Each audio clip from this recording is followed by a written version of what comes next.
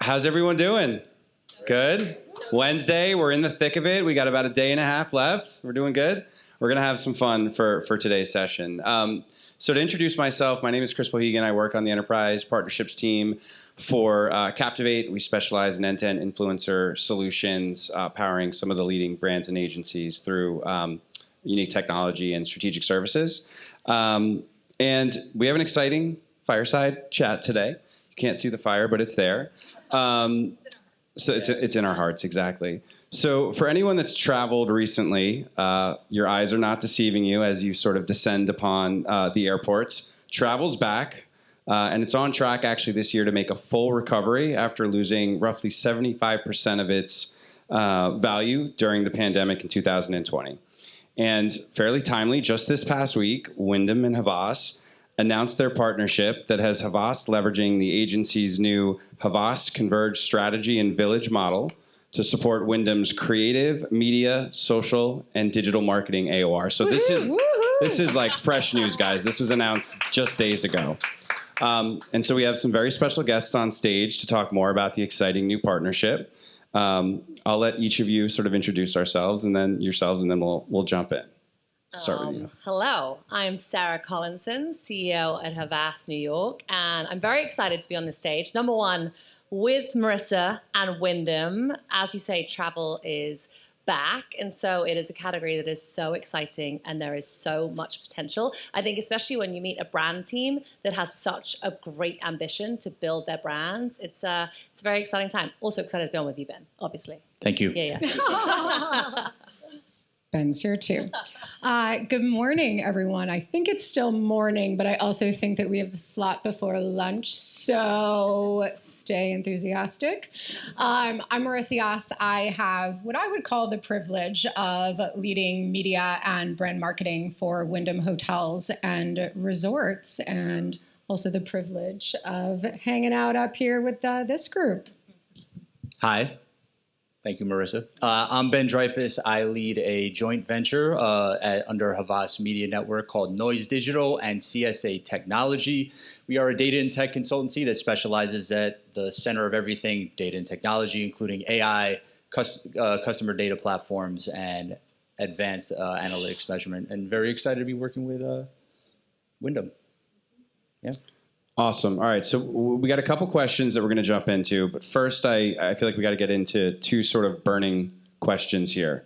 So travel must-haves, right? And I'll kick it off. What's the one item you never travel without, whether that be for business or for leisure?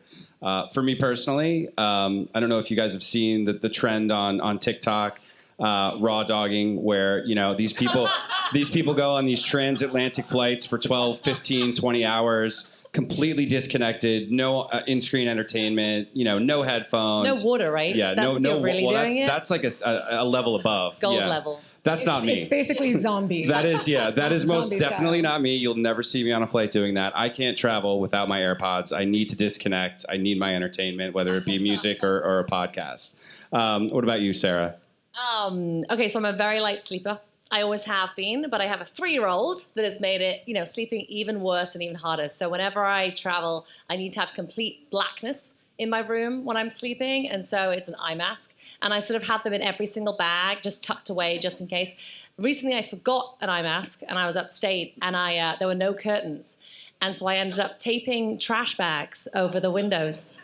And it worked. It was very effective, but it did look like a crack den. So, trading off.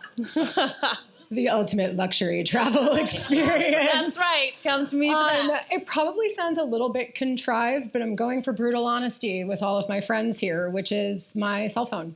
Everything happens in that small device, right? You search, you book, you complain, you praise, you pay, and you do it all over again. So for me, it's my cell phone. I'm with you. Have to have the cell phone. Yeah, mine is going to be the running sneakers that I haven't used once. I bring it on every trip. They just sit in the bottom of the bag. I haven't gone running. I'm a fraud, yes, but I aspire, right? And a lot of travel is aspirational. So I aspire to be a person that works out and runs. Your emotional support. Yeah, exactly. I just look at them. They're like, At least those are you're great trying. sneakers. I love it. Yeah. Yeah. You're gonna get there though, Ben. You're gonna finally go on that run One soon, day. One day. and do let us know when that Yeah. happens. I'm raw dogging not using my gym sneakers on the trip. There you go. Exactly. All right, and then one other question: do we have any weird travel rituals that we? I mean, technically, Sarah, what you sort of mentioned before could Mine's be a travel weird. ritual, but It's not so weird, but maybe it is. I will unpack everywhere that I go. So even if it's for one night, I am opening that bag and taking everything out of it because, yes, travel brings you away, but I also like the element of feeling like I'm at home at the same time. So even if it's just a pair of pajamas, it gets unpacked. So that was mine, though. I was going to say that, but now I have to pivot. And mine is going to be, I always get sick for like 2 days. That's my ritual. Just always get sick for like 2 days of the trip, no matter where I go. That's kind of just my MO. It's like just arrive and like start getting the sniffles. that's why you never make those runs, right? Yeah, exactly. You know, got to all makes recover. sense. I'm in recovery all the time. Yeah, so that's mine. So the pharmacy. Yeah, basically. Actually, yeah. we're great travel companions because I'm that way. I'm going as to well. know where they are. I'll find them immediately. Yeah. Okay, I do actually have a very weird one. Has everyone here seen Die Hard? If you haven't, leave now and go see it because it's very good. I don't know if you remember this, but when he gets off the plane, he gets into his hotel room, takes his shoes off, and then rubs his toes in the carpet as a way of getting over jet lag. Ever since seeing that, I've always done that. I don't think it works, but I still do it. I still do it every works. If it time. works for Bruce Willis, I know. it's It's gonna good work for enough me. for you. Don't fact check. It works. Incredible. All right, amazing. Now on to some other questions for the three of you. Marissa, we'll start with you. Sort of as I alluded to, travel's obviously come roaring back, from sort of the pandemic era in 2020. But that's been a few years ago. So it looks, I think, a lot different today than it did then. From your perspective, how is travel changing for consumers, and what are you seeing right now in the category that's different today from a few years ago? It's a great question, and it's really exciting. I think what's great about travel is there's always this universal desire to get away. But, we just heard the woman from Southwest talk about travel is back. Yes, it will continue at the levels that it's continued at, but the reason for why people are traveling is changing. And there are some pretty exciting reasons that people are traveling. So first, the proliferation of binge-worthy content on providers like Netflix are causing a rise in what's called set travel, people wanting to go to the destinations where their favorite shows and movies are being shot.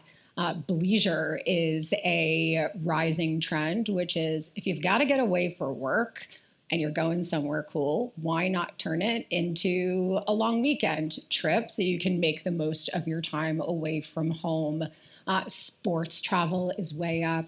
We just had the Olympics. We're coming up to another World Cup in a year and a half, if I'm thinking about the calendar correctly, maybe 2 years. And so more and more people are wanting to travel, to be there, to experience their favorite sports, their favorite games. Of course, everybody is talking about the rise of AI as a virtual travel assistant, the ability to be able to make your plans on your phone by typing a few simple questions into it. But at the same time, what I think is really interesting, there's also a rise in the utilization of travel agents, which I think is so fascinating. I think from personal experience, right, there's so much out there that you can do and experience that, yes, you can use the AI, but you also want to interact with a real human. There's the human element of travel as well. So I think I read recently something like more than 50% of people are considering using a travel agent, which is just fascinating alongside the technology that is evolving. So We talked about this the other day as well, of how there is just so much choice out there, right? It's this, almost paralyzing amount of choice. And I think that really speaks to people just want help. They want simplicity. Our lives are crazy right now. They always have been, but it feels like even more so right now. And this is cutting through that and giving you help and advice and guiding you somewhere rather than just leaving you out on your own. that's exactly right. And I think the simplicity is key. Yeah. People are overwhelmed in the day-to-day. Travel is meant to be an escape. So helping people to simplify, but also to make great decisions. Choice. I feel like that was the key word that I heard there. So sort of on that note, follow-up question, and we'll start with you, Marissa. So data has shown that 70% of travelers today prioritize personal experiences.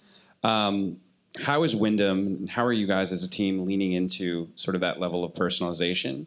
And are there other trends that sort of you're seeing in the space that you're excited about or you guys are currently tapping into today? Yeah, absolutely. So personalization is the name of the game, and that's not just related to travel, but certainly travel sits in a space where it's come to be an expectation for everyone. And so I'm really excited about what AI allows us as a hotel company to be able to do, yes, in our brand marketing and our paid media efforts, but also as it relates to guest engagement. And so Wyndham is light years away from other hotel companies and other hospitality companies, quite honestly, in terms of the investment that we have made financially in our technological capabilities. And so we are very primed to take advantage of all of the growing trends in AI. We recently launched something called Wyndham Connect, which is our guest engagement platform, but it doesn't just benefit our guests, it also benefits our owners by adding technology and simplifying things like the check-in experience, putting things at our guests' fingertips, messaging with them before they arrive to make sure that when they arrive, they're having the most simple and most pleasant experiences once they stay with us. So technology, AI, I'm sure everyone has heard it again and again, but I think we are uniquely positioned to stand out as a hospitality company in that way. Yeah, I mean, I think the tech's got to make everything simple, right? And you guys investing in technology at that level is something that we as partners love to hear, right? Because every company that has first-party data has a treasure trove of data that they can leverage, but if the data isn't accurate, then you're actioning nothing. It's the same thing, garbage in, garbage out, the old adage. I'm going to use a lot of like cliches and things you guys have heard a million times. AI, anyone ever heard of it? But no, I mean, if you're going to leverage data, it needs to be clean, it needs to be actionable, and it's got to inform those decisions. If you're going to build some kind of trip planning bot, right? If you Google AI trip planner, you're going to get no shortage of options. There's like over 20 that just come up. All of them are not great, right? If you were to ask, ChatGPT, and we can say bad things about ChatGPT because we're at Amazon, but if you're going to ask them how many days in are in downtown Vancouver, you're going to get a different answer than probably what I'm going to say, which is 3. Right? But they're going to vary in how many different locations that you're going to find. It's because it's not trained on that first party data that you guys are grooming, that you guys are cleansing, so that if we were to leverage it in some capacity, you're feeding the customer accurate information and you're making that personalized experience much better. Yeah, we have 113 million Wyndham Rewards members. And so being able to create personalized experiences for them is really important for us, but also continuing to grow our CRM and our rewards member base. So if you're not a member, please sign up. So Ben, I know AI is among your favorite topics, one of your... Is it? I don't know. I think so. Based on our conversation back there, you seem very passionate about it. And I mean, this is to just dive in a little bit deeper. Obviously, technology is really transforming how we interact with consumers. And you touched a little bit on sort of AI, but again, as we look ahead, how do you see, and with your partnership with Wyndham, really sort of being in that very early, exciting stage, how do you see sort of AI really transforming the guest experience to a degree, and how is Havas sort of really helping to shape that as we look ahead into next year and beyond? Yeah, I mean, again, the data has to be clean so it can be actioned upon. Right now, we're experiencing something where there's this funnel accelerant, right? So we want to look at the customer journey, and we've got to meet people where they are, but I'm not talking about media placement, right? If someone's talking to an AI chatbot, which again, throwing more stats out here, depending upon what study you read, anywhere from 40 to 60% of non-Gen AI early adopters have already used a travel planning assistant, right? So these are people that are not likely to opt into this new technology. They're already using it. The information might be right. It might be wrong. It's probably half and half. But we want to make sure that we're meeting people at where they are in the journey, because they probably got this fast forward through this AI trip planner that now all of a sudden, sending them upper funnel messaging isn't going to work. So how do we make sure that we skip a few steps with them and make sure that we're meeting them at that place? And that's going to be by combining the first-party data of Wyndham with some probably third-party data within our converged ecosystem, shameless plug. That's going to enhance that persona so that we understand who is this person, what have they experienced, where did they drop off, or did they complete the purchase journey overall, so we can make sure that we're delivering the relevant messaging or not delivering messaging at all. Because let's remember, if they actually completed the journey, no more ads. Don't bother them. Nike, I've already bought the sneakers. Stop. Just stop. I'm not going to buy another pair right now, right? And that's the worst way to subsidize and therefore erode your overall ROAS. Is if someone's already stayed, they booked their days in stay, don't waste those ad dollars. You don't want to kill your ROAS. So again, I think it's a very long-winded way of just me saying, like, we need to be able to meet people where they are and understanding that this new technology is accelerating everything. And we need to be able to use that data to pivot faster. Got it. Yeah, it still amazes me how many times, to your point, whether you've just booked a trip or purchased, I'm assuming those were the running shoes, how you continue to get retargeted for the same products that, that a lot of advertisers still haven't sort of closed that loop. So totally hear you on that. So Sarah, I have another question for you. So it's become more commonplace these days, but it sort of personally for me never fails to put a smile on my face when I walk into a hotel room, for the first time, and I'm sure some of you guys have experienced this. You see that nice welcome, Chris message on the TV screen, right? It's a small gesture, but for me personally, I think it's one that makes me feel sort of very connected to the hotel and the property. And so today, it's obviously not just about booking that hotel, right? It's about creating memories with the guests and really building those meaningful experiences that ultimately keep them coming back time and time again. So how can brands like Wyndham make every part of the guest journey more memorable? Well, firstly, I agree. I love walking into a hotel room and it says, "Welcome, Sarah," right? You're really tired, you've got off the plane, you're like, "Oh, here I am, I'm welcome, I'm at home." But I do remember the first time I saw that, and I wasn't used to it. I came over to LA when I lived in the UK on a shoot, and I walked in and it said my name on the TV screen, and I was terrified.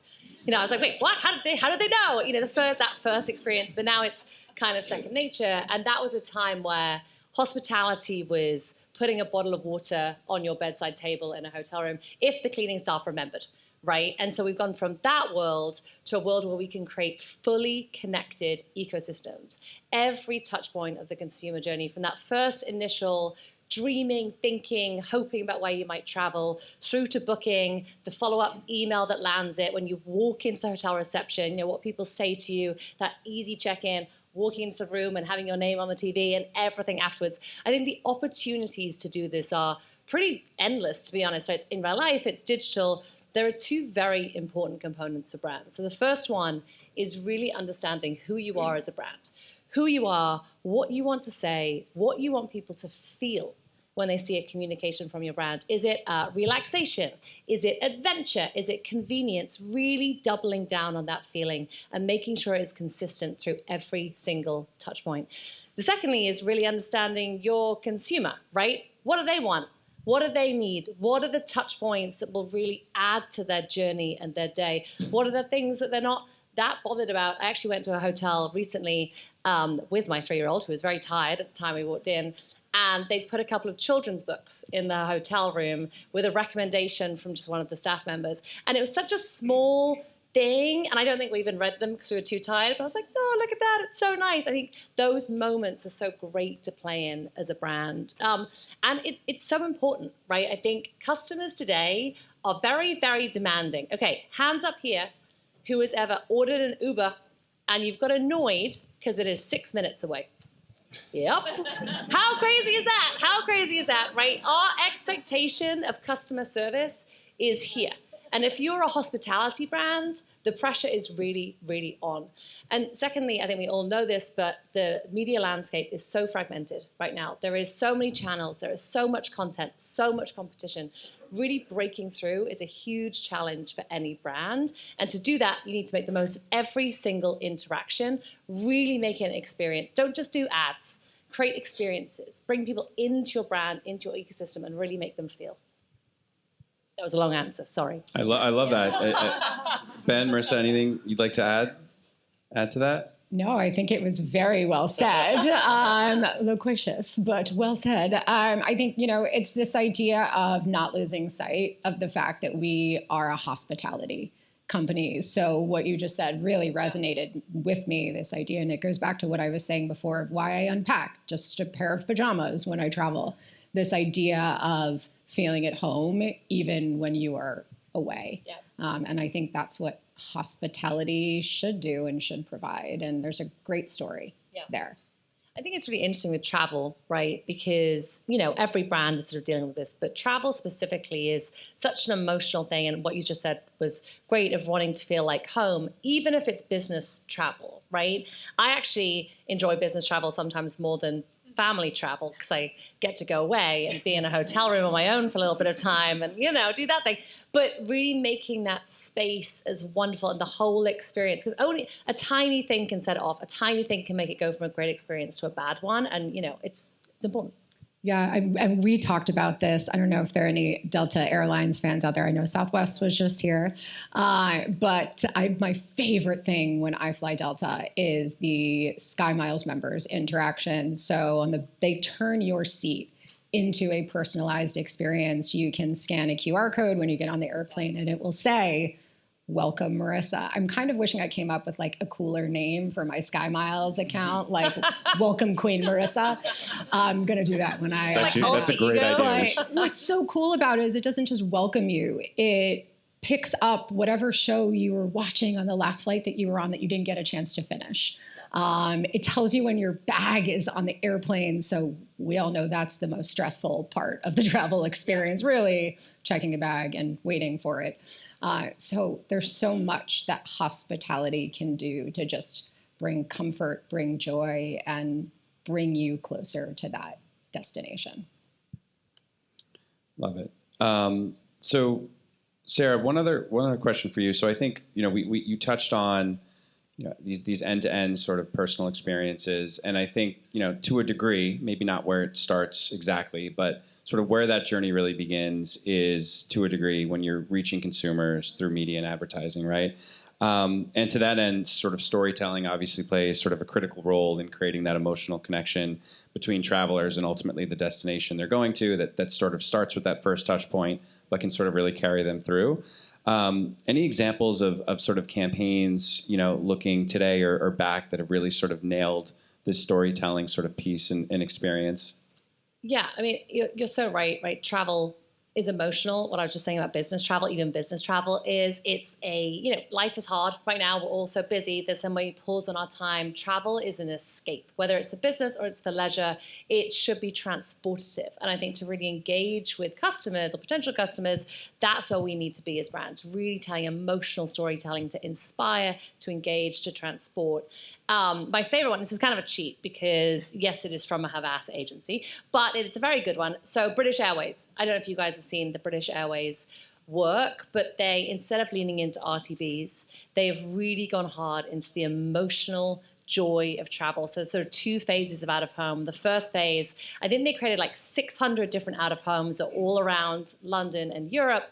And there were, the tick boxes you go through. Is this travel for business, leisure? And they put a third box in, and the third box for real emotional reasons from people. So, really heartfelt ones like I'm in remission, fun ones like it's a bachelorette weekend, and really leaning into those emotional reasons why people travel. And I think everybody saw those and saw one and went, that's me. Like really saw themselves in it. Then the second phase of the work, which is actually my favorite, are just big format out-of-home images of people's faces on planes, looking out the plane with a look of joy on their face, right? And the sun is shining and you can just feel it. You look at it and you want to get on that plane. You want to be transported. And I think that is just my favorite, most simple and most compelling work that I've seen recently. That is a great example. All right, I think we only have a few more minutes. So I have one more question for the group, sort of, again, focused on looking ahead, right? You guys are sort of embarking on what's, I'm sure, going to be a very successful and exciting partnership. Very. And as we sort of look ahead, what are some of the big travel trends that you guys are sort of mindful of and ultimately see on the horizon. And I think, but besides just trends, what are some of the pitfalls and challenges that other brands maybe should be aware of when they're sort of reimagining the travel experience and looking ahead? Open question, whoever wants to sort of jump in and take that. I can start? I don't know. Yeah, So, I'm already complaining about the AI trip planners out there. I mean, look, they're good, and you should use them. But again, it's all about your data fidelity. So you've got to take care of everything that's in-house. People don't want to have another layer of something to interface with if it doesn't provide them value. So, for us as marketers, if we talk about, we built this really cool chatbot, but if it's annoying or provides, incomplete information or not good information, then it's just useless to the consumer, and you're actually going to erode that experience overall. So don't over-engineer the overall journey. Things don't need to change just because people are talking about change. That said, for overall future trends, I think we want to move beyond the travel trip planner, especially if you're using your own first-party data. Like, what are we going to do in terms of, I don't want my next AI agent that's booking or looking at travel, I just stepped on my own lead. I don't want them to tell me what hotels are in the area or where I should go. I actually want them to book the trip, right? How do we create an environment where that's, first of all, privacy safe? Because there's going to be a lot of trust. You want to create a trustless environment where that transaction can occur, right? And you want them to set up the whole, because booking the travel, airplanes, hotels, et cetera, that's work. We're all working. And we want to make travel as light and easy as possible. So the biggest travel trend and the biggest company that's going to capture the most value is going to be the one that's able to make the AI assistant a true assistant that can actually be the agent that's working on your behalf to make your life easier. So I think that that's going to be the most important thing. I think that doing this in stages or having a clunky rollout is going to be difficult because, again, don't over-engineer this journey. Don't make it more complicated than it needs to be. You're going to lose more people than you gain. But the end goal for us would to be make an AI travel agent or assistant that is actually executing what you want to happen, your vision from start to finish, not just give you ideas for you to think about, create more clutter. I'm going to say something anti-tech. Ooh. Right. So I agree with everything Ben said. I also think a pitfall could be to lean too much into technology and to forget about the humanity and the human side of travel, right? I love using AI assistants. I love getting help for where to go. I love having a tech service that can tell me. I also love arriving at a hotel and sitting at the bar and talking to the barman, right? And just getting that kind of human interaction of local spots and local places. And I think the brands that will really excel will have an excellent balance of both. Like with everything AI and technology, right? Yes, it is an efficient system that will help us succeed, but we cannot forget the human touch on top of that. Yeah, I would just add loyalty. Every brand's got a loyalty program at this point, but I think raise your hand if you are totally confused about how to actually redeem anything with it, right? Yeah. I think there's this idea of just having a loyalty program for loyalty's sake, and it doesn't actually quite feel so rewarding anymore. I think what's special about Wyndham and the caution, to go back to your original question, is the simplicity and the generosity. As a hotel company, our mission is simple. We exist to make hotel travel possible for all. And so we try to bring that mission to life with our loyalty program. We actually just created this series called What's the Points on social media, this idea of like everybody is just confused. How many points do I need to earn to get a free night? How many points do I have? Wait, I just lost all my points in a new calendar year. Wyndham's generosity in our loyalty program is simple. It is unique and provides a lot of value. So the caution I would give is don't be loyal just because you have to be. Be loyal in a way that is unique and valuable for your consumers. I love that. That's great. Ben, I got another idea for you for AI, but we'll talk later. It's $1 billion. Ties into loyalty, but we'll chat later. I know we're at time, guys. Sarah, Ben, Marissa, I wanted to thank you guys so much. I think I speak for everyone here We're so excited to see, to hear about the partnership and to see what's in store and what's to come as we sort of head into, the beginning of this partnership. So everyone, let's give it up for Sarah, Ben, and Marissa. Thank you. Such a great time with you up on stage today. Thank you, Chris. Thanks, everyone.